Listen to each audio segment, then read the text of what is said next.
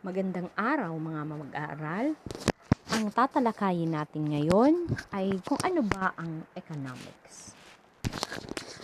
Ang economics ay isang sangay ng agham panlipunan na nag-aaral kung paano tutugunan ang tila walang katapusang pangangailangan at kagustuhan ng tao gamit ang limitadong pinagkukunang yaman.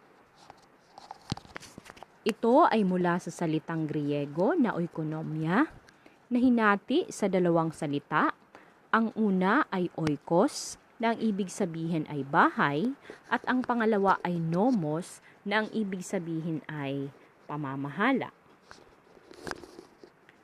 Bago naging economics, ang tawag sa pag-aaral ng economics, tinawag muna itong political economy.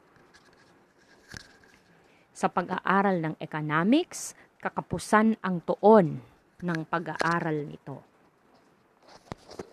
Kung babalikan natin ang kahulugan ng economics, again, ito ay isang sangay ng agham panlipunan na nag-aaral kung paano tutugunan ang tila walang katapusang pangangailangan at kagustuhan ng tao gamit ang limitadong pinagkukunang yaman.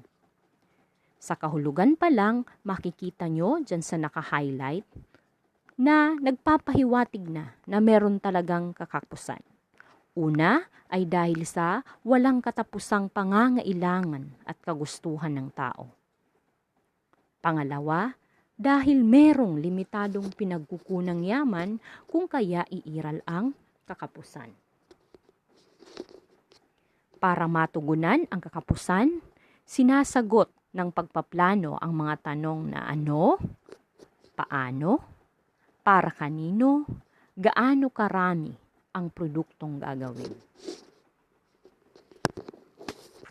Sa pagpili o paggawa ng matalinong desisyon, sa pag-aaral ng economics, isinasaalang-alang ang apat na konsepto.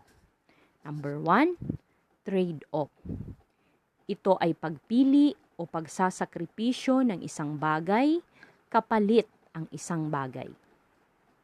Pangalawa, ang opportunity cost. Ito ang halaga ng isang bagay na handang ipagpalit sa paggawa ng desisyon. Number 3, incentives. Ito ang insentibong iniaalok sa tao. Pang-apat, marginal thinking.